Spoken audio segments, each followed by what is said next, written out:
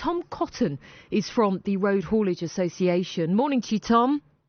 Morning, Claire. There will be a lot of people that didn't realise this was an issue. Well, it's interesting. We started to see problems around the 11th of March.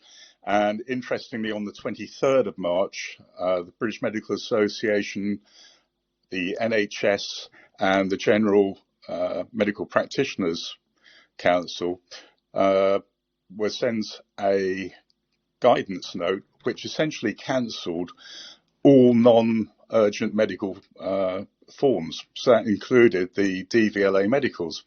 Now, since then, we've been absolutely inundated. We're getting 10 requests a day from drivers of how do we sort it out. We've been talking to government since certainly last week of March, looking for a resolution. We can actually see a solution, but clearly it needs to be ratified within government, but it is becoming a huge problem. All food and medicine is delivered by road freight and other essential items as well. And there is a driver shortage. We have a 60,000 driver shortage in the UK.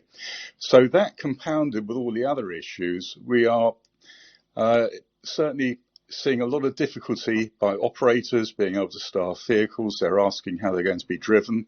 And we have been expecting a response from government for the past 2 weeks. But as yet, nothing has come. OK, so just to be clear, are we talking about all HGV drivers here in the UK?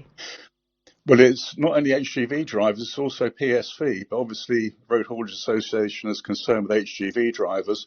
And every 5 years after the age of 45, a driver has to have a medical. And after 65, it's every year. And believe it or not, there are quite a few drivers out there who are aged over 65. So it is a big issue. What are you asking from the government then?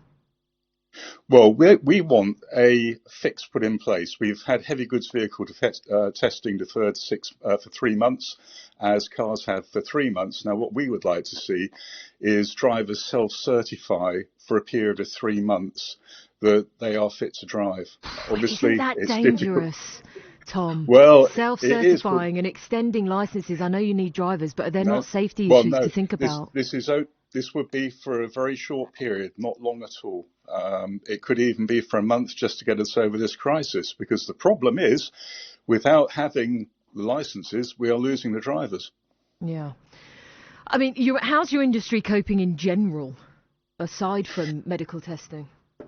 Well, it's interesting. You've been talking about food, and one of the huge problems our drivers have been experiencing is obtaining hot food on the road. Many drivers drive the length and breadth of the UK, bring in fresh food, perishable produce, and it has to move quickly because otherwise it obviously perishes.